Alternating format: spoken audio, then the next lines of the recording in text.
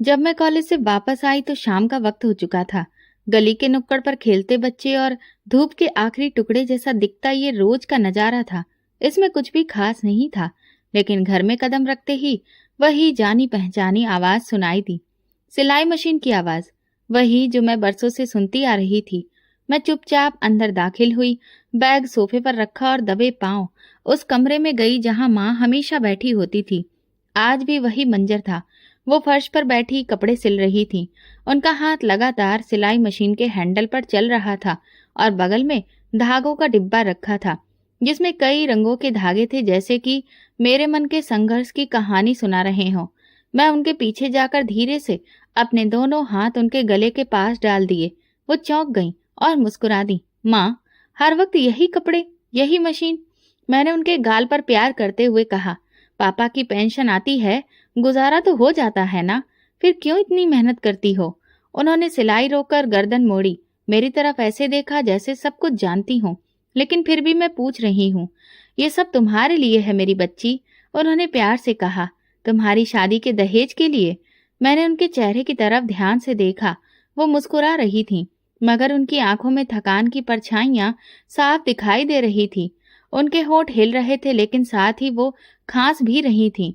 वही पुरानी सी खांसी जो अब बहुत जिद्दी होती जा रही थी। माँ, छोड़ दो ये सब, आराम करो, आपकी तबीयत भी ठीक नहीं लग रही है। मैंने उनके हाथ से कपड़ा लेकर एक तरफ रख दिया।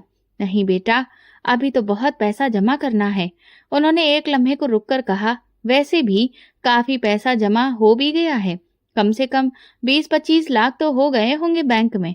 ये सुनते ही मैं हैरान रह गई। कभी उन्होंने मेरे सामने ये बात नहीं की थी। ये सुनकर दिल जैसे थम सा गया। मैंने सिर्फ इतना कहा, इतना पैसा अकेले कैसे? थोड़ा थोड़ा करके, बरसों की मेहनत है ये। मैंने किसी को नहीं बताया, बस तुम्हारे लिए है। मैंने उनके घुटनों पर सिर रख दिया।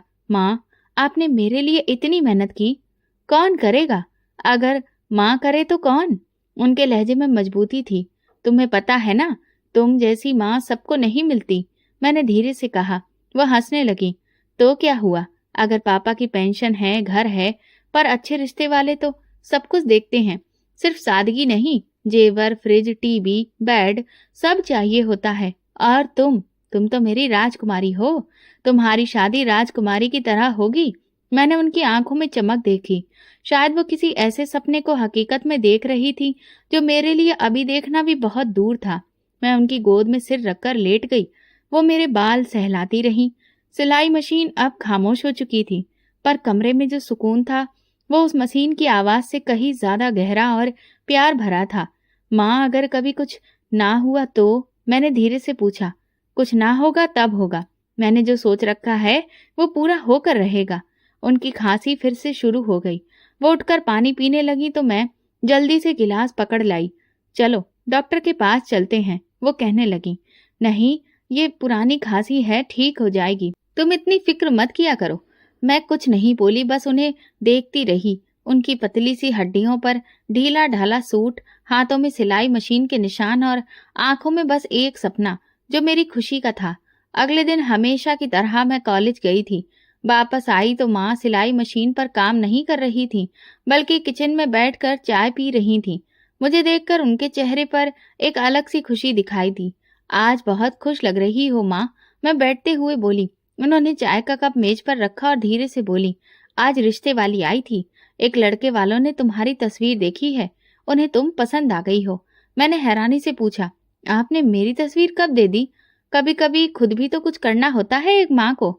मैंने तुम्हें बताया नहीं था, लेकिन कुछ दिन पहले रिश्ते वाली को तुम्हारी तस्वीर दे दी थी। उसने कल शाम को लड़के वालों को दिखाई। कैसे लोग हैं, क्या काम करते हैं? मैं थोड़ा जोश में आ गई। लड़का प्राइवेट कंपनी में इंजीनियर है, घर भी उनका अपना है, बस कल आकर तुम्हें देखना चाहते हैं। माँ, आपने मुझे बताया नहीं, मैं थोड़ी नाराजगी से बोली। बता देती तो तुम परेशान हो जाती। मैं चाहती थी कि सब कुछ खामोशी से हो, बिना किसी दबाव के। मैं खामोश हो गई। अंदर कहीं न कहीं एक उलझन ने घेर कर रख लिया था, और साथ ही ये डर भी, जैसे ये सब कुछ अचानक हो रहा था। अगली सुबह माँ ने मुझसे कहा, बेटा तुम कॉलेज से जल्दी आ जाना, कल वाले रिश्ते वालों ने फोन किया है, वो अब आना चाहते हैं। मैंने उन्हें शाम का वक्त दे दिया है। मैंने हाँ में सिर हिलाया। कॉलेज से आते वक्त मेरे कदम जरा तेज थे, दिल में हल्की सी गर्माहट भी थी। घर पहुंची तो दरवाजा खुला हुआ था। मैंने देखा कि माँ ने घर काफी अच्छे से सजाया हुआ था। मैंने माँ से कहा, ये सब? वो कहने लगी, मैं तुम्हारे लिए सब कुछ बेहतर करना चाहती हूँ। मैंने कहा, माँ, आपने बहुत कर लिया है, अब आप आराम करिए, चाय बनाकर मैं तैयार करती हूँ। वो बोली, नहीं, मैं खुद ही बना लूंगी। उन्होंने जबरदस्ती उठने की कोशिश की, लेकिन जैसे ही वो खड़ी हुई उनका संतुलन बिगड़ गया। मैं तुरंत आगे बढ़ी। माँ, वो मेरे बाजू पर हाथ रखकर रुक गईं। फिर एक लम्हे को उनकी आंखें बंद हो गईं, चेहरा सफेद हो रहा था। माँ, क्या हुआ? मैंने उन्हें बाजू से पकड़कर सहारा दिया। उन्होंने कुछ बोलने की कोशिश की पर उनकी आवाज नहीं निकली। फिर अचानक वो मेरी बाहों में गिर गई। माँ, माँ, आंखें खोलो। मेरा दिल जैसे गले में अटक गया था। मैंने तुरंत मोबाइल उठाया और पड़ोसी को फोन किया। माँ को लेकर मैं अस्पताल की तरफ निकल पड़ी। पूरे रास्ते मैं भगवान से प्रार्थना करती रही कि मेरी माँ को कुछ भी ना हो। उनका सिर मेरी गोद में था और मैं सिर्फ यही कह रही थी, माँ, आप बहुत हिम्मत वाली हैं, आप मेरी माँ हैं, आपको कुछ भी नहीं होगा, आपको मेरे लिए ठीक होना ही होगा। लेकिन जब मैं अस्पताल पहुंची और फिर जो सुना वो मेरे बर्दाश्त से बाहर था। हम माफी चाहते हैं, आपकी माँ का देहांत हो चुका है, उन्हें बहुत भयंकर हार्ट अटैक आया था। डॉक्टर के शब्दों की आवाज मुझे सुनाई तो दे रही थी, लेकिन कुछ भी समझ में नहीं आ रहा था। मैं वहीं कुर्सी पर बैठ गई, आंखें बिल्कुल खाली। अस्पताल की रोशनी जैसे मेरी आंखों में चुभने लगी थी। कमरा, डॉक्टर, नर्सें, सब कुछ एक धुंध में बदल गए थे। मुझे याद है मेरी माँ का ठंडा हाथ मेरी उंगलियों में था और मैं सिर्फ उनकी आंखों को देख रही थी, बंद आंखें, जैसे वो कुछ कह रही हों। कितनी अच्छी औरत थी, सारी जिंदगी बस अपनी बेटी के लिए ही जीती रही। मोहल्ले वाले इसी तरह की बातें कर रहे थे और मैं बस खामोश बैठी हुई थी। मेरी आंखों में आंसू नहीं थे, शायद सदमा इतना गहरा था कि आंसू भी अब सूख चुके थे। बस अंदर सब कुछ खाली था। ऐसा लग रहा था जैसे किसी ने मेरे पैरों तले से जमीन खींच ली हो। अर्थी, अंतिम यात्रा, अंतिम संस्कार, सब कुछ एक धुंधलके में गुजर गया। मैं हर पल बस यही सोचती रही कि कल वो मेरे लिए चाय बना रही थी और आज राख में बदल चुकी है। कुछ दिन बीते, रिश्तेदारों में से किसी ने फिर से फोन किया। मैंने फोन नहीं उठाया। भला मैं क्या कहती कि जिनके लिए सब कुछ जमा किया था वो अब नहीं रही, कि अब मेरे पास ना तो माँ है और ना ही कोई सहारा। माँ के जाने के बाद पूरा घर जैसे खामोश हो गया था। दीवारों से उनकी आवाजें आती थीं, कमरों में उनकी महक अभी भी बाकी थी और मैं बस जैसे किसी खाली सन्नाटे में रह गई थी। चुपचाप दिन गुजरते रहे। मोहल्ले की कुछ औरतें आती जाती रहीं, पर कोई ऐसा नहीं था जो माँ की कमी को पूरा कर सके। तीसरे दिन मेरी बुआ आई। उनकी आंखें सूजी हुई थीं, साथ में फूफा जी भी थे। घर में दाखिल होते ही बुआ मुझे गले लगाकर रोने लगी। मेरी बच्ची, तेरी माँ तो सब कुछ तेरे लिए करके गई, पर तुझे अकेला छोड़कर चली गई। अब तो हमारे सिवा तेरा कोई नहीं है, इसीलिए अब यहाँ रहने का कोई फायदा नहीं है। अब हमारे साथ चल, आखिर तेरे अपने बस हम ही तो हैं। मैंने सब सुना, लेकिन खामोश पड़ी रही। ना मैं इनकार कर सकी और ना ही हाँ कह सकी।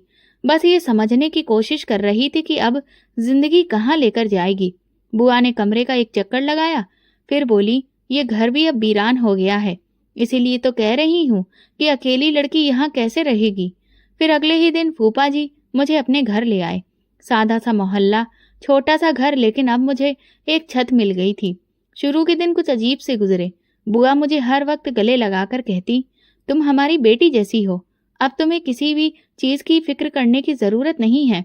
मैं हर रात माँ की तस्वीर देखकर सोती और दिल ही दिल में उनसे कहती, माँ, मुझे समझ में नहीं आ रहा कि आगे क्या होगा, लेकिन मैं समझने की कोशिश कर रही हूँ। एक शाम जब सब लोग खाना खा चुके थे, बुआ बर्तन समेट रही थी और मैं किचन में उनकी मदद कर रही थी।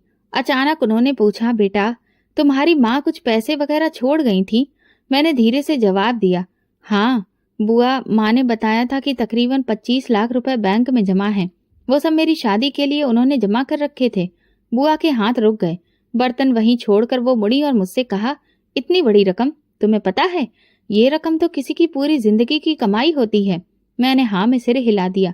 जी माँ, बहुत मेहनत करती थी, वो चाहती थी कि मेरी शादी अच्छे घर में हो।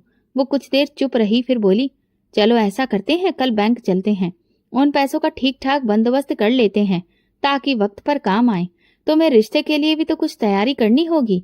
मेरे दिल में हल्का सा कुछ खटका सा महसूस हुआ, पर मैंने उसे नजरअंदाज कर दिया। सोचा बुआ बड़ी हैं, उन पर भरोसा तो करना ही पड़ेगा ना। अगले दिन हम बैंक गए। मेरे पास माँ की पासबुक थी और माँ का मृत्यु प्रमाण पत्र भी, जो बैंक में स्टाफ को माँ की मृत्यु की सूचना देने और पूरी रकम निकलवाने के लिए जरूरी था। जब मैंने सारी प्रक्रिया पूरी कर ली तो मुझे एक नया अकाउंट खुलवाने के लिए कहा गया, लेकिन बुआ ने मेरा हाथ पकड़कर कहा, नहीं, ऐसा करो कि ये सारी रकम तुम मेरे अकाउंट में डाल दो, घर जाकर हम सब कुछ समझ लेंगे। ये सुनकर मैं थोड़ा हिचकिचाई, लेकिन उन्होंने मजबूत लहजे में कहा, देखो तुम अब अकेली हो, अगर तुम्हारे साथ कुछ भी हो गया तो फिर ये पैसे कहाँ जाएंगे। मैं तुम्हारी बड़ी हूँ, तुम्हें मुझ पर भरोसा करना चाहिए। मैं सच में उलझन में पड़ गई थी, समझ नहीं आ रहा था कि क्या करूं। वैसे बुआ की बात ठीक थी कि रकम बहुत बड़ी थी और जिम्मेदारी भी, और फिर मैंने सारे पैसे उनके अकाउंट में जमा करवा दिए। फॉर्म पर जब मैं दस्तखत कर रही थी तो मेरे दिल में एक अजीब सी बेचैनी थी, लेकिन फिर भी मैंने खुद को समझा लिया, ये मेरे पिता की बहन है, भला ये मेरे साथ कुछ गलत क्यों करेंगी। घर जाकर बुआ ने तुरंत मेरे लिए चाय बनाई और नाश्ता तैयार किया। फिर मुझे सामने बिठाकर बोली, अब हम तुम्हारी शादी की तैयारी बहुत अच्छे से करेंगे। तुम्हारी माँ की आखिरी इच्छा थी कि तुम्हें अच्छे घर में विदा किया जाए। मैं हल्की सी मुस्कुराहट के साथ उनकी इस बात का शुक्रिया अदा किया, लेकिन फिर भी मेरा दिल पूरी तरह से निश्चिंत नहीं था। बुआ के बर्ताव में कुछ बदलाव सा लग रहा था, जैसे अब वो ज्यादा ही औपचारिक हो गई थीं। धीरे धीरे 2 हफ्ते गुजर चुके थे। बुआ के घर में मेरी मौजूदगी अब रोजमर्रा का हिस्सा बन चुकी थी। सुबह नाश्ता, दोपहर में उनके काम में हाथ बटाना और शाम को खामोशी से अपने कमरे में बैठे रहना। मेरा दिल कई बार बेचैन होता, लेकिन हालात ने मुझे खामोश रहने पर मजबूर कर दिया था। एक शाम जब हम सब लोग बैठे थे और खाने के बाद चाय पी रहे थे, बुआ ने अचानक से बात छेड़ी, रश्मि, मैं उन लड़के वालों से बात की थी जिन्होंने तुम्हें देखने के लिए कहा था। मैंने जैसे ही उनकी बात पर ध्यान दिया, मेरे हाथ में जो चाय का कप था वो हाथ से छूटते छूटते बचा। तो फिर क्या कहा उन्होंने? मैंने पूछा। बुआ बोली, उन्होंने तो हाँ ही की थी, लेकिन मैंने ही इनकार कर दिया। ये सुनते ही मेरे अंदर एक सन्नाटा सा छा गया। इनकार? लेकिन क्यों? बुआ ने चाय की एक घूंट ली, फिर अपने अजीब से अंदाज में बोली, अरे तुम्हें नहीं पता उस लड़के के बारे में? मैंने खुद से पता करवाया था तो मुझे पता चला कि वो लड़का तो आए दिन नशा करता है। अब तुम ही बताओ, ऐसे घर में भला मैं तुम्हें कैसे दे सकती हूँ? ये सुनते ही मैं गहरी सोच में पड़ गई। मुझे ऐसा लगा जैसे किसी ने अंदर से मुझे बिल्कुल खाली कर दिया हो। वो लड़का जिसकी तस्वीर माँ ने बड़े ही फक्र से देखी थी, जिसकी नौकरी, पढ़ाई और शराफत की बात खुद माँ ने की थी, अब अचानक से वो शराबी निकल आया। क्या आपने खुद देखा था? मैंने बुआ से पूछा। उन्होंने मुझे घूर कर देखा। तुम्हें हम पर भरोसा नहीं है क्या? नहीं बुआ, ऐसी बात नहीं है, बस माँ ही तो कह रही थी कि वो लोग बहुत अच्छे हैं। बुआ का लहजा एकदम सख्त हो गया। तुम्हारी माँ अब इस दुनिया में नहीं है। अब तुम्हारा फैसला हम करेंगे। हम जो बेहतर समझेंगे वही होगा। तुम्हें अभी बहुत कुछ सीखना है। मैं चुप हो गई। दिल में एक कसक सी उठी, लेकिन जुबान बंद रही। अगले दिन मैंने रोज की तरह सारे घर के काम निपटाए। झाड़ू, बर्तन, कपड़े, सब कुछ जैसे अब मेरी जिम्मेदारी बन गया था। शाम को फूफा जी आए तो मैंने सुना वो बुआ से धीमी आवाज में कह रहे थे, तुमने पैसे अपने अकाउंट में जमा करवा लिए हैं? अब क्या सोचा है लड़की के बारे में? बुआ की आवाज साफ सुनाई दी, अभी कुछ नहीं, अभी तो बहुत काम बाकी है। वो जब खुद पूछेगी तब देखेंगे। ये सुनते ही मेरे कदम जैसे जमीन में धंस गए। यानी बात मेरी हो रही थी और मेरे लिए फैसले भी खामोशी से लिए जा रहे थे। रात को जब सब लोग सोने चले गए तो मैं छत पर जाकर बैठ गई। नीचे शहर का शोर सुनाई दे रहा था, लेकिन मेरे अंदर एक सन्नाटा था जो हर गुजरते दिन के साथ गहरा होता जा रहा था। मैंने अपनी डायरी निकाली और लिखा, माँ, आज पहली बार लगा जैसे मेरे अपने फैसले मेरे हाथों से फिसल रहे हैं। मैंने चुपचाप सब कुछ उनके हवाले कर दिया, आपके पैसे, आपका सपना, सब कुछ। और माँ, मैं अब बस एक तमाशाई बन गई हूँ। अगले दिन बुआ ने मुझे साथ में बाजार चलने को कहा। हमें थोड़ी बहुत खरीदारी करनी थी। बुआ ने अपने लिए नए सूट लिए। जब मैंने कहा कि मेरे लिए भी कुछ लेना है तो उन्होंने साफ कह दिया, अभी तुम्हारी शादी की तारीख थोड़ी तय हुई है, इसलिए फिजूल खर्ची की क्या जरूरत है। मैं चुप हो गई। वापसी पर वो बैंक के पास से गुजरी तो बोली, पैसे तो सुरक्षित हैं, फिक्र मत करो, तुम्हें जरूरत पड़ेगी तो बताना। मैंने पलटकर नहीं देखा और ना ही कोई जवाब दिया। कुछ दिनों के बाद शाम के वक्त फूफा फिर आए। मैं उस वक्त किचन में चाय बना रही थी जब उनकी आवाज सुनाई दी। इस लड़की को मैंने सारा दिन घर में काम करते देखा है, कब तक ये इस तरह यहाँ रहेगी? तुम इसके लिए कोई रिश्ता क्यों नहीं देखती? बुआ ने हंसते हुए जवाब दिया, ये कोई आसान काम थोड़ी है, अभी तो इसका दिमाग भी बहुत कुछ सीखने वाला है, और वैसे भी इतने लड़के थोड़ी ना है जो हर हफ्ते कोई ना कोई मिल जाए। चाय कप में डालते वक्त मेरे हाथ कांपने लगे। मैंने खुद को संभाला और ट्रे में चाय रखकर उनके सामने रख दी। फूफा जी ने मुझे देखा, कुछ बोलने के लिए होंठ खोले, लेकिन फिर चुप हो गए। शायद उनकी जुबान साथ नहीं दे रही थी। सुबह जब मेरी आंख खुली तो आंगन में पानी बहने की आवाज सुनाई दी। नींद में डूबी आंखें किसी और ही धुन में थीं, लेकिन नींद तुरंत टूट गई। जैसे ही बुआ की आवाज सुनाई दी, अगर उठ गई हो तो बर्तन धो लो, कल रात के भी रह गए थे। मैंने आंखें मसली, दुपट्टा डाला और चुपचाप किचन में चली गई।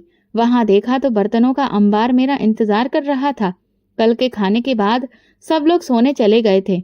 मैं भी थकान से चूर थी, लेकिन आज उन सबका हिसाब बराबर किया जा रहा था। काम खत्म होते ही आंगन की सफाई करने का हुक्म मिला, फिर कपड़ों की धुलाई। बुआ कहने लगी, नौकरानी ने तो मेरी नाक में दम कर रखा था, इसीलिए मैंने उसे नौकरी से निकाल दिया। वैसे भी छोटा सा घर है, तुम तो सारा काम कर ही लेती हो। मैं हर काम चुपचाप करती। दिन में कॉलेज जाती, शाम को वापस आकर वही रूटीन, वही जिम्मेदारियां। शुरू शुरू में बुआ कहती थी, बेटा तुम बहुत समझदार हो, तुम्हारे बस की बात है। फिर धीरे धीरे उनके जुमले बदलने लगे, अब ये सब तुम ही करोगी, हमसे नहीं होता। वो बच्ची है, उसे आराम भी करने दिया करो। लेकिन बुआ का जवाब हमेशा यही होता, जब अपने घर जाएगी तब आराम कर लेगी, यहाँ तो जो है वो करना ही है। एक दिन शाम को जब मैं कॉलेज से वापस आ रही थी, मोहल्ले की एक औरत रुकी। उनके साथ में एक और औरत थी, शायद वो रिश्ता करवाने वाली थी। उन्होंने कहा, बेटी तुम बहुत खूबसूरत हो, बहुत शरीफ भी लगती हो, अगर इजाजत हो तो एक रिश्ता दिखाऊं, लड़का बैंक में नौकरी करता है। मैं खामोश रही। फिर उस औरत ने खुद ही कहा, चलो ठीक है, हम तुम्हारी बुआ से बात कर लेंगे। शाम को वे लोग आए। बुआ ने उन्हें बिठाया, चाय पिलाई, उनकी पूरी बात सुनी और फिर साफ इनकार कर दिया। हमें अभी शादी की फिक्र नहीं है, अभी तो हमारी बच्ची छोटी है। मैं कमरे से सब कुछ सुन रही थी। जब वे लोग चले गए तो मैंने हिम्मत करके पूछा, बुआ आपने उन्हें इनकार क्यों कर दिया? बुआ ने कहा, ये क्या तुम्हारा काम है पूछने का? हम जानते हैं कि कब क्या करना है। रिश्ता कोई सब्जी नहीं होती जो रोज कोई आके देखे। मैं चुप हो गई। अगले दिन फिर किसी ने बुआ से मेरे बारे में बात की, लेकिन जवाब वही था, हमें नहीं करनी अपनी भतीजी की शादी, ये सबके बस की बात नहीं है। ये बात दिल में चुभती जरूर थी, लेकिन मेरी जुबान बंद थी। इनकार की वजह कभी मेरी उम्र, कभी मेरी पढ़ाई, कभी मेरे लिए अच्छे रिश्ते का इंतजार बताया जा रहा था। हालांकि दिल कहता था कि वजह कुछ और ही है। अक्सर मैं खुद से सवाल करती, क्या वो मेरा ख्याल रख रही हैं या फिर बस वक्त गुजार रही हैं? लेकिन जवाब हमेशा धुंधला होता। एक दिन जब मैं बाजार से सौदा लेकर आई तो अंदर से आवाज आई, सच कहूं तो बड़ी काम की है, सुबह से शाम तक सब कुछ कर देती है। हम तो ऐसी ही नौकरानी की तलाश कर रहे थे। बड़े नसीब वाले हैं जो बैठे बिठाए ऐसी नौकरानी मिल गई। भला किसे फ्री में ऐसी नौकरानी नहीं चाहिए? मेरे कदम रुक गए। कानों में शोर होने लगा। वो शायद अपने किसी रिश्तेदार से फोन पर बात कर रही थी। मैं अंदर गई और चुपचाप सारी चीजें रखकर बाहर आ गई। मेरी खूबसूरती, मेरी मेहनती होना, जो कभी माँ की आंखों की चमक था, अब मेरे लिए बोझ बन गया था। लोग देखते, बात करते, बुआ इनकार कर देती। कुछ लोग तो बार बार आते, लेकिन हर बार जवाब एक ही होता। फूफा की खामोशी अब खटकने लगी थी। वो कुछ कहते नहीं थे, लेकिन बहुत कुछ कहना चाहते थे। शायद सब समझते थे, लेकिन कुछ कह नहीं सकते थे। जब मेरा बीए पूरा हुआ तो दिल में जैसे एक हलचल सी मच गई। मैंने खुद से कहा, अब तो वक्त आ गया है। माँ का सपना, उनकी मेहनत, सब याद आया। हर बार जब भी आईने में खुद को देखा, लगता जैसे कि वक्त रुक नहीं रहा था। उम्र भी अपनी रफ्तार से चल रही थी। हर महीने के साथ रिश्ते भी जैसे महंगे होते जा रहे थे। हर दिन के साथ जैसे दिल में एक नया एहसास जागता। शाम का वक्त था। मैं कपड़े सुखाने के बाद आंगन में बुआ के पास जा बैठी। कुछ देर वो आंखें बंद किए लेटी रहीं। फिर मैंने धीरे से कहा, बुआ, मेरा भी कोर्स पूरा हो गया है। उन्होंने सर हिलाया। अच्छा है, भगवान तुम्हें और तरक्की दे। मैंने अपनी बात जारी रखी। बुआ, मैं चाहती हूँ कि मेरी शादी की बात हो। रिश्ते तो कहीं कहीं से आए, लेकिन बात आगे नहीं बढ़ती। अचानक उनके चेहरे पर तेवर आ गए, जैसे उन्हें कोई नापसंद बात सुनाई दे गई हो। कैसी बेशरम हो तुम, वो बोली। अपने मुंह से कह रही हो कि मेरी शादी करवा दो। जमाना बदल गया है क्या? लड़कियां खुद अपने रिश्ते मांगती हैं। मैं एकदम से चुप हो गई। दिल की धड़कन जैसे रुक सी गई थी। लेकिन बुआ का लेक्चर जारी रहा। हमारे वक्त पर तो लड़कियां आंख उठाकर भी कुछ नहीं कहती थी। और तुम, पढ़ाई लिखाई कर लेने का मतलब ये नहीं होता कि जुबान चलने लगे। मैंने धीरे से सिर झुका लिया। कुछ लम्हों बाद मैंने हिम्मत की। बुआ, माँ ने मेरे लिए पैसे जमा किए थे। वो काफी रकम थी जिससे शादी पूरी हो सकती है। अगर थोड़ी कोशिश की जाए तो सब कुछ हो सकता है। बुआ की आंखों में एकदम से चमक आई, लेकिन उनके होठों पर सख्ती अभी भी कायम थी। कौन से पैसे? कहाँ हैं पैसे? मेरे पास तो कुछ भी नहीं है। मैं हक्का बक्का रह गई। बुआ, वही 25 लाख रुपए जो आपके अकाउंट में जमा कराए गए थे बैंक से। उन्होंने मुझे बीच में ही रोक दिया। 3 साल से खा रही हो, पहन रही हो, पढ़ रही हो, वो सब जमीन से उगा था क्या? ये सब उन्हीं पैसों से था। अब वो खत्म हो गए। मैं बेयकीनी से उन्हें देखती रह गई। 25 लाख रुपए खत्म? तो क्या समझा था? 3 साल की रोटी, तुम्हारे कपड़े, कॉलेज की फीस, इलाज, दवा, सब कुछ मुफ्त में मिल रहा था। तुम्हारे पापा का घर भी तो हमने देखा है। हमारा भी अधिकार है उसमें। मैंने अपना दिल थाम लिया। सब कुछ धुंधला सा हो गया था। मैं कुछ कहना चाहती थी, लेकिन आवाज नहीं निकली। मैं जानती थी कि वो रकम अभी तक बैंक में है। उसका खर्च ऐसा था ही नहीं कि यूं खत्म हो जाता। पर बात रकम की नहीं, भरोसे की थी। जब इंसान बोझ बन जाता है तो सब कुछ बदल जाता है। रात को कमरे में जाकर मैंने माँ की साड़ी निकाली। उस साड़ी में बहुत सारे सपने लिपटे थे। वही साड़ी जिसे माँ मेरे दहेज की चीजों के साथ रखना चाहती थी। मैंने उसे गोद में रखा और चुपचाप बैठ गई। दरवाजे के बाहर से आवाज आई, ये लड़की बहुत तेज हो गई है।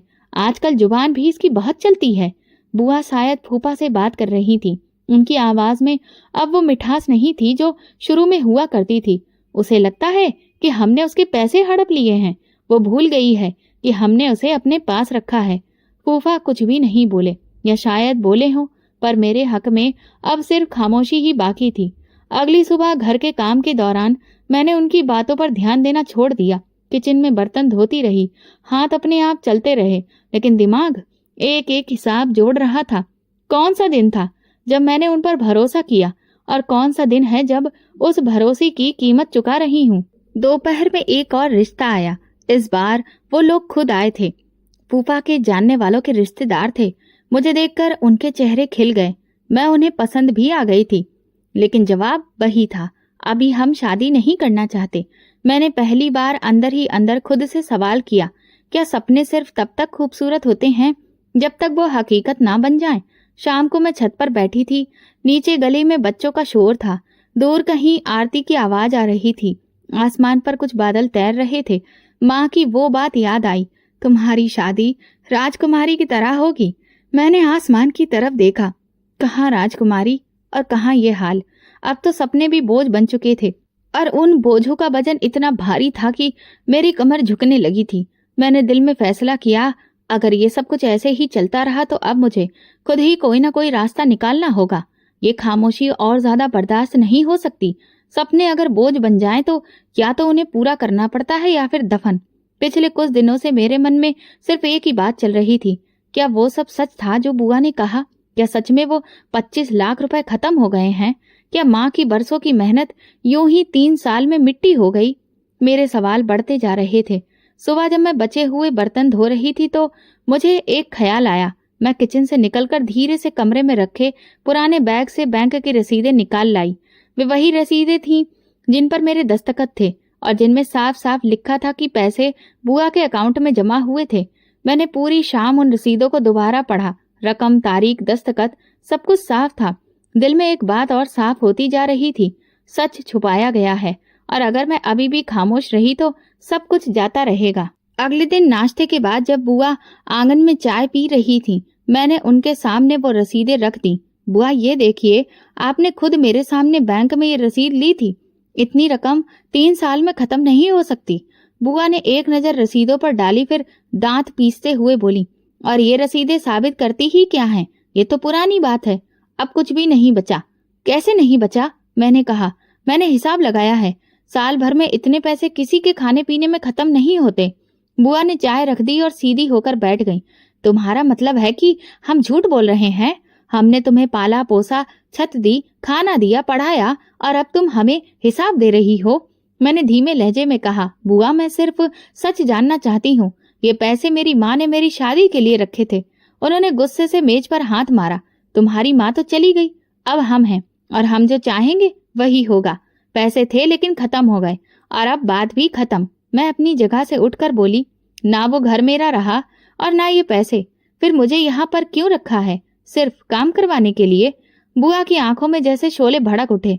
उन्होंने आगे बढ़कर मेरे गाल पर जोर का थप्पड़ मारा। तुम जैसी नमक हराम लड़कियां ही बड़ी होकर जवान दराजी करती हैं। हमने तुम्हारे सिर पर साया रखा और तुम हमें ही कटघरे में खड़ा कर रही हो। मेरी आंखों के सामने धुंध छा गई थी, लेकिन मैं पीछे नहीं हटी। आपने मुझे अपने सिर पर नहीं बल्कि गुलाम बनाकर रखा है। माँ की अमानत को आपने अपना हक समझ लिया है। ये सुनकर वो और भी ज्यादा भड़क गईं। दूसरा थप्पड़ उससे भी ज्यादा जोर का पड़ा था। मेरी आंखों से आंसू टपक पड़े, लेकिन जुबान पर अभी भी कोई कपकपाहट नहीं थी। फूफा कमरे से निकले और चिल्लाकर बोले, ये क्या तमाशा लगा रखा है? बुआ ने उनकी तरफ देखा। ये हमें चोर कह रही है, हम पर इल्जाम लगा रही है। मैं फूफा जी की तरफ देखकर बोली, आप सब कुछ जानते हैं, प्लीज सच बोलिए। फूफा जी कुछ लम्हे चुप रहे, फिर बेजारी से बोले, देखो जो होना था हो गया, अब बात बढ़ाने का कोई फायदा नहीं। उनकी बात सुनकर मुझे ऐसा लगा जैसे किसी ने मुझे जमीन पर पटक दिया हो। जिसे मैं अपनी आखिरी उम्मीद समझ रही थी, वो भी उनके साथ ही खड़ा था। मैं कमरे में वापस चली आई। आंखों से बहते आंसू थमने का नाम नहीं ले रहे थे। रात भर नींद नहीं आई। हर पल वही लम्हा याद आता रहा जब मैंने उन लोगों पर सादगी से भरोसा किया था, जब बैंक में खड़ी होकर मैंने पैसे उनके अकाउंट में जमा करवाए थे, जब उन्होंने मेरी माँ के सपनों का वास्ता देकर कहा था, बेटी हम तुम्हारी शादी करेंगे। अब वो सब एक झूठ लग रहा था। मुझे सिर्फ इस्तेमाल किया गया था, सपने दिखाकर, वादे करके, और आखिर में मुझे मेरी ही अमानत से बेदखल कर दिया गया था। सुबह हुई तो दरवाजे के बाहर 2 औरतें बात कर रही थीं। एक ने कहा, सुना है लड़की ने बदतमीजी की है, अब इसे निकाल ही देना चाहिए। मैं अंदर से सुन रही थी और दरवाजा बंद कर लिया। सोच लिया था अब मैं खामोश नहीं रहूंगी।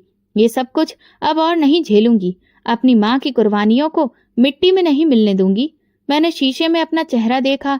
एक तरफ थप्पड़ का निशान था, लेकिन उसके नीचे मेरी आंखों में एक नई रोशनी थी। फैसला हो चुका था। अब मैं लड़ूंगी, अपने लिए, अपनी माँ के सपनों के लिए। सुबह के वक्त घर में अजीब सी खामोशी थी, जैसे सब कुछ रुक गया हो। मैं कमरे में बैठी थी, कागजात और रसीदें मेरे सामने बिखरी थी। मैंने फैसला कर लिया था, अब उन पैसों का हिसाब लेना है। मैं अपने अधिकार से पीछे नहीं हटूंगी। कुछ देर बाद बुआ अंदर आई।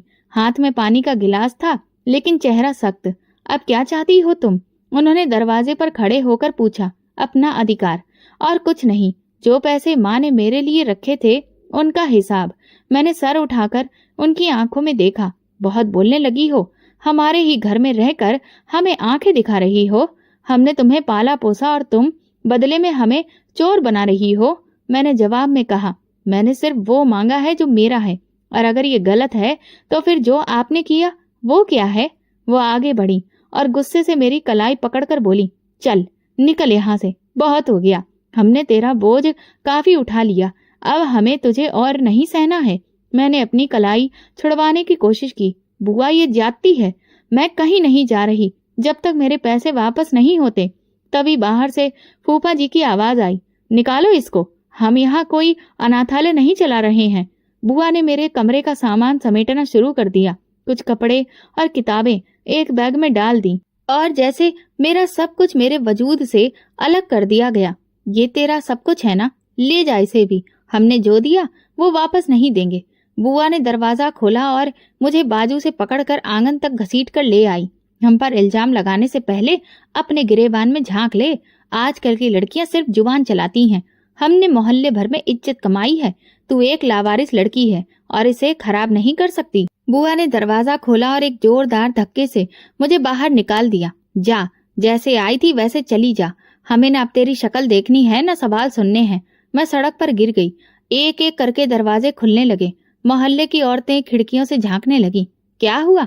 अरे सुना है कि लड़की का चरित्र ठीक नहीं था, अपनी ही बुआ पर इल्जाम लगा रही थी। हमें तो पहले ही शक था, इतनी खूबसूरत होकर भी खामोश रहती थी। कुछ न कुछ गड़बड़ जरूर थी। मैंने जमीन से बैग उठाया और आंखों में आंसू छुपाते हुए आगे चलने लगी। लोगों की नजरें मेरे पीछे थीं। बातें आसपास हो रही थीं। कहाँ जा रही है अब? अब माँ भी नहीं है और रिश्तेदार भी परेशान करेंगे। अब क्या करेगी? मेरे कदम खुद ब खुद चल रहे थे। मैं नहीं जानती थी कि कहाँ जा रही हूँ। गली से निकलकर सड़क पर आ गई। गाड़ियां गुजर रही थीं। लोग अपने अपने कामों में व्यस्त थे, लेकिन मेरी दुनिया जैसे रुक गई थी। मैं एक बेंच पर बैठ गई, बैग साथ में रखा और दिल जोर जोर से धड़क रहा था। सिर्फ एक सवाल था, अब कहाँ जाऊं? शाम होने लगी, आसमान में अंधेरा छाने लगा और मेरा दिल डर से भरने लगा। मैंने चारों तरफ देखा, हर चेहरा अजनबी लगा। मेरी जेब में बस कुछ रुपए ही थे, जो पिछले महीने की फीस से बच गए थे। लेकिन ये पैसे कब तक चलते और मैं कहाँ ले जाती? बेंच पर बैठी मैं एक औरत को देख रही थी, जो कुछ लम्हे पहले ही मेरे सामने आकर रुकी थी। उसके कपड़े मैले थे, चेहरा झुर्रियों से भरा हुआ और आंखों में एक अजीब सी चमक थी। उसने मेरे सामने रोटी रखी और खुद भी जमीन पर बैठ गई। बेटी, ये दुनिया कुछ नहीं देती उन लोगों को जो बस रोते रहते हैं। जो उठते हैं वही अपना हिस्सा खुद खींच लेते हैं। मैंने सिर झुकाया और आंखों से आंसू रुक नहीं रहे थे। कुछ बताएगी? तेरे चेहरे पर जो दुख है वो मैंने कई बार देखा है। बोल, शायद कोई रास्ता निकल आए। मैं रुक रुक कर कहना शुरू किया। पहले सिर्फ इतना कहा कि माँ नहीं रही, फिर धीरे धीरे सब कुछ बोल दिया। किस तरह माँ ने पैसे जोड़े, कैसे बुआ ने वादे किए और फिर धक्के देकर निकाल दिया। मैं कुछ देर बोलती रही, वो सुनती रही। उसकी आंखों में हमदर्दी थी, लेकिन कोई दिखावे की नमी नहीं। वो जैसे हर शब्द अंदर उतारती जा रही थी।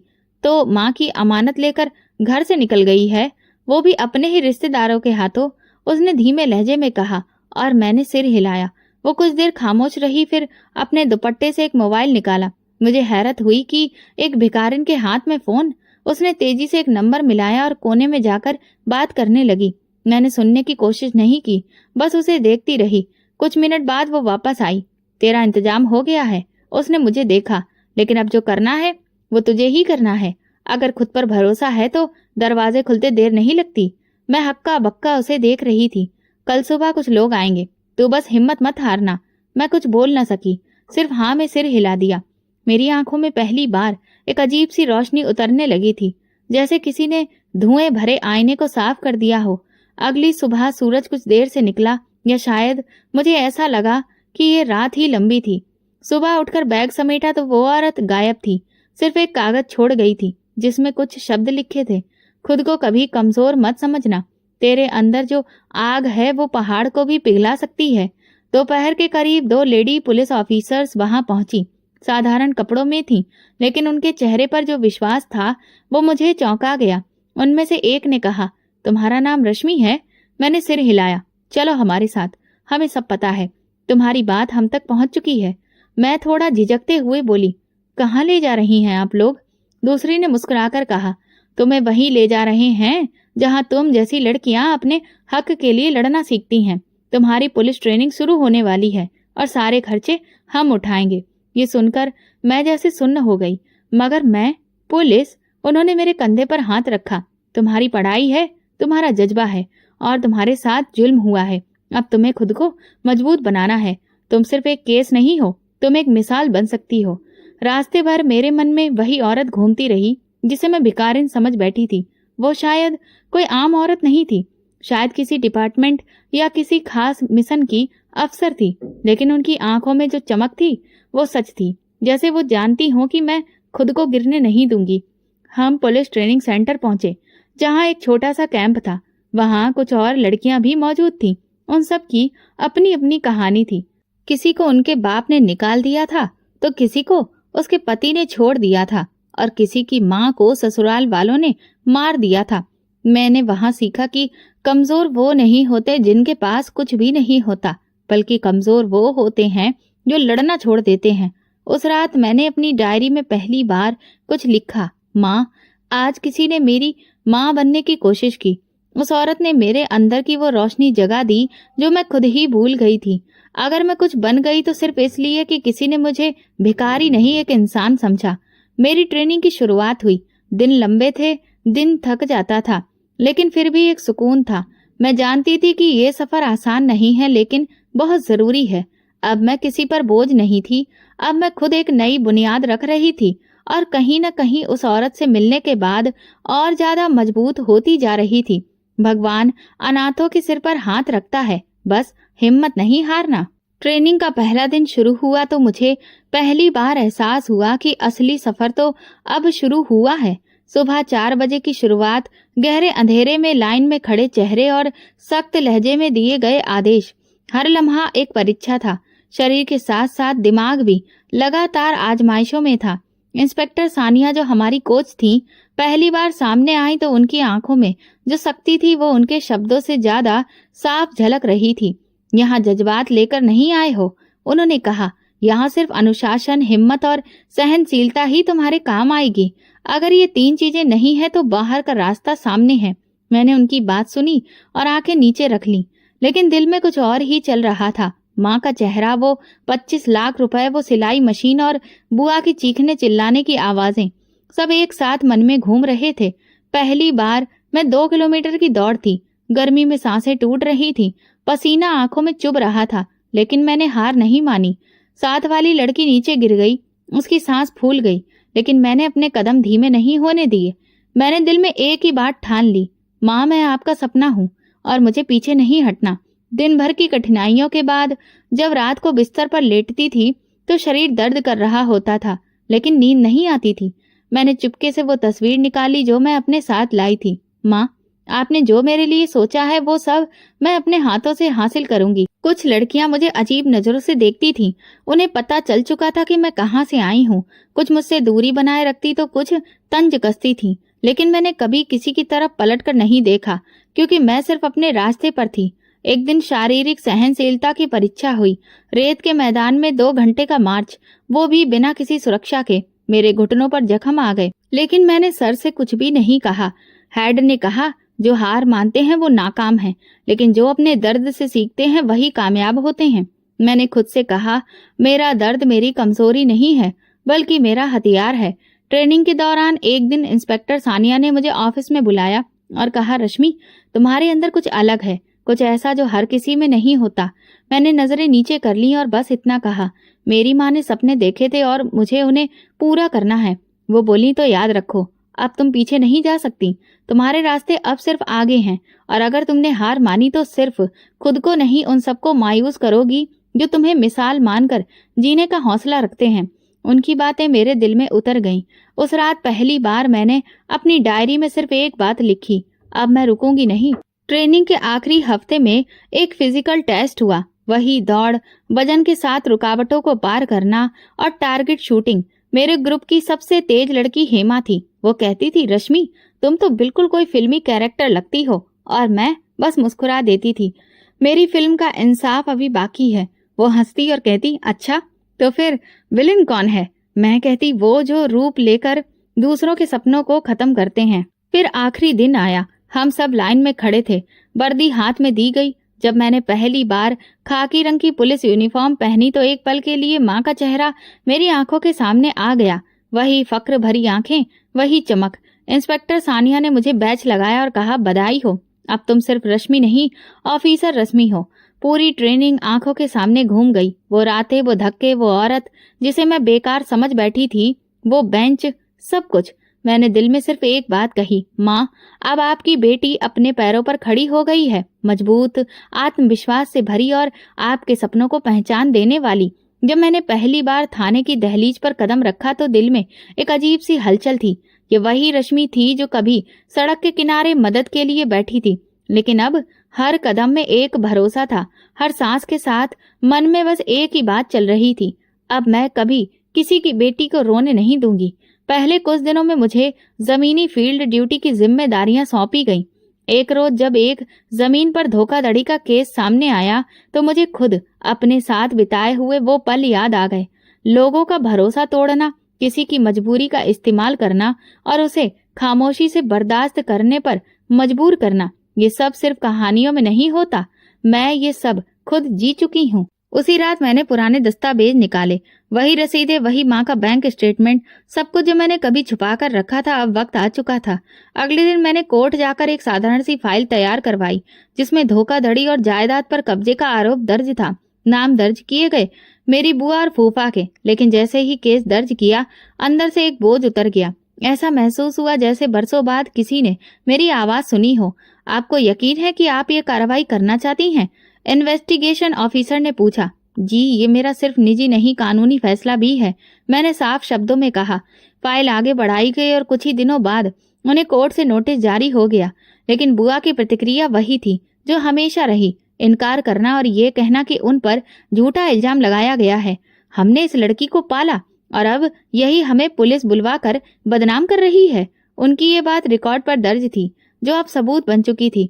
अदालत का पहला दिन आया। मैं वर्दी में नहीं, एक सामान्य सलवार सूट में कोर्ट पहुंची, लेकिन चेहरे पर गर्व था। वकील ने औपचारिक सवाल पूछे। आपके पास क्या सबूत है कि रकम उनके अकाउंट में जमा हुई थी? मैंने बैंक की स्टाम्प लंगी रसीद पेश की जो 3 साल पहले उनके खाते में रकम जमा करने पर मिली थी। क्या आपके पास कोई प्रमाण है कि ये घर आपके पिता की कमाई से बना था? मैंने पापा के ऑफिस का वो लेटर पेश किया जिसमें उन्हें इस मकान का मालिकाना हक और प्लॉट अलॉट होने की पुष्टि थी। जज ने फाइल बंद करते हुए कहा, सबूत स्पष्ट और विश्वसनीय हैं। अदालत इस मामले में निर्णय सुरक्षित रखती है। कुछ दिनों बाद फैसला आया।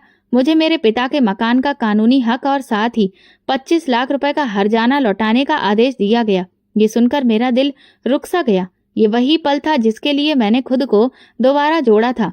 कोर्ट से बाहर निकलते वक्त बुआ ने मेरी ओर देखा। उनकी आंखों में अब वो पुराना गुरूर नहीं था। फूफा भी खामोश खड़े थे। मैं बस उनके पास से गुजरती हुई इतना बोली, ये बदला नहीं, अधिकार था जो आपने मुझसे छीना था, वो आज कानून ने मुझे लौटा दिया है। इसके बाद मैं सीधे उस घर के दरवाजे पर पहुंची जहां मेरा बचपन बीता था। दरवाजा खोला, आंगन वैसा ही था, लेकिन खामोशी कुछ बदल चुकी थी। कमरे की दीवारों पर अभी भी माँ की सिलाई मशीन के निशान बाकी थे। मैंने आसमान की ओर देखकर बस इतना कहा, माँ, आपकी बेटी ने अपना वादा पूरा कर दिया है। आपके सपने को मैंने इंसाफ की रोशनी में बदल दिया। उस रात ऐसा महसूस हो रहा था जैसे सब कुछ अपनी जगह पर लौट आया हो। कुछ दिन बाद वो औरत जिसे मैं पहली बार सड़क पर मिली थी दोबारा मिली। इस बार उसका चेहरा साफ था और कपड़े सलीके से थे। मैंने तुमसे कहा था ना कि हिम्मत मत हारना, मैं मुस्कुराकर बोली। आपने मेरे लिए जो किया मैं उसे जिंदगी भर नहीं भूलूंगी। उसने मेरा हाथ पकड़ा और कहा, अब तुम दूसरों के लिए वो रोशनी बनो जो तुम्हें रास्ता दिखा गई थी। मैंने सिर हिलाया। अब जो कुछ भी था वो मेरा था और अब जो मैं बन चुकी थी वो बहुत सी लड़कियों के लिए उम्मीद का चिराग बनने वाला था।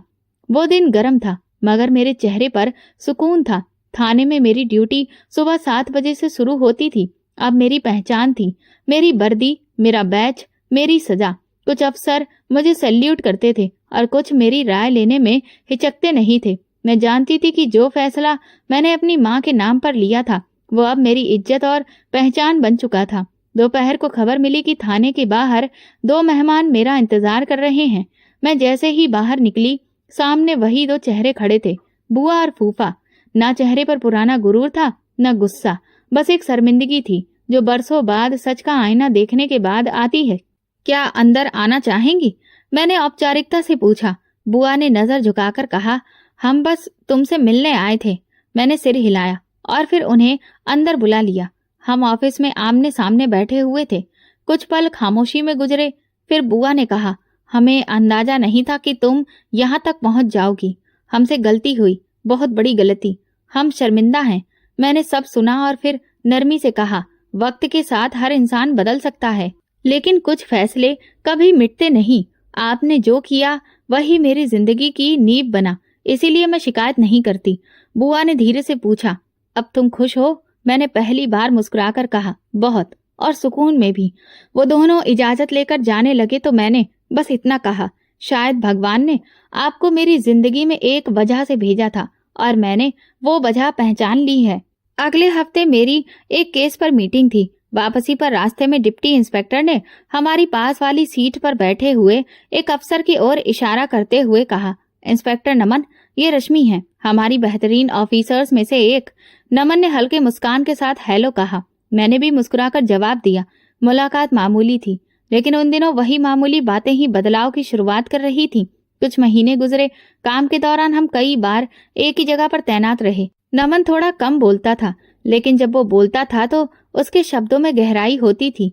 एक दिन इंस्पेक्टर सानिया ने मजाक में कहा, रश्मि, तुम और नमन एक टीम में बहुत अच्छे लगते हो। मैं हंस पड़ी। हम दोनों ज्यादा बोलने वालों में से नहीं थे, शायद इसीलिए वक्त के साथ बातें बढ़ती बनती गईं। नमन ने अपनी जिंदगी के किस्से सुनाए और मैंने अपनी। एक दिन उसने संजीदगी से कहा, तुम जैसी लड़की जो जमीन से उठकर आसमान तक पहुंची है, अगर तुम साथ हो तो जिंदगी की हर मुश्किल आसान हो सकती है। मैंने कुछ नहीं कहा, बस माँ की तस्वीर को देखकर खुद से ये सवाल किया, माँ क्या आप यही चाहती थीं? जवाब दिल से आया, वो जो तुम्हें इज्जत दे वही तुम्हारे काबिल है। कुछ महीने बाद हमारी शादी सादगी से हुई। हमारे कुछ साथी अफसर और कुछ करीबी लोग शादी में शामिल हुए। न कोई दिखावा, न कोई कीमती जेवर, बस दो बराबर के लोग जिन्होंने एक दूसरे की आंखों में सच्चाई देखी। शादी के बाद मैंने माँ की तस्वीर हाथ में लेकर कहा, माँ, मैंने आपका सपना पूरा किया। मैं किसी के सहारे से नहीं बल्कि अपने कदमों पर चलकर ये मुकाम पा पाई हूँ जहाँ आप मुझे देखना चाहती थी। कुछ दिनों बाद मैंने वो घर पूरी तरह से अच्छे से रेनोवेट करवाया जो कभी मेरे बचपन का हिस्सा था। पुरानी दीवारों को रंग करवाया, सिलाई मशीन को वैसे ही एक कोने में रखा जैसी वो माँ के समय में थी। हर सुबह जब भी वर्दी पहनकर निकलती तो मेरे दिल में ये जज्बा होता कि ये नौकरी सिर्फ मेरे जीवन को चलाने का एक हिस्सा नहीं बल्कि मेरी पहचान है। मैं हर उस लड़की के लिए खड़ी थी जो कभी अनाथ हुई, बेसहारा हुई या किसी ने उसके सपनों को चुराया। आज अगर कोई कहता कि ये वही लड़की है जिसे उसके रिश्तेदारों ने धक्का दिया था तो मैं मुस्कुराकर देखती। आज मैं वही धक्के किसी और को खाने नहीं देती। रात को डायरी के पन्नों पर मैंने लिखा, मैं अनाथ हूँ लेकिन बेसहारा नहीं। भगवान मेरे साथ है, मेरी माँ का आशीर्वाद मेरे साथ है। कहानी भले ही पूरी नहीं हुई थी लेकिन सपनों को उड़ान मिल चुकी थी और हर सुबह मेरी कलम से एक नई कहानी लिखी जा रही थी। ये कहानी हमें सिखाती है कि अगर नीयत सच्ची हो, माँ का आशीर्वाद साथ हो और भगवान आपके लिए रास्ता बनाता चले तो वो आपको कभी भी गिरने नहीं देगा। तो दोस्तों, अगर आपको हमारी ये कहानी पसंद आई हो तो प्लीज कमेंट करके जरूर बताएं। वीडियो को लाइक करें और ज्यादा से ज्यादा शेयर करें।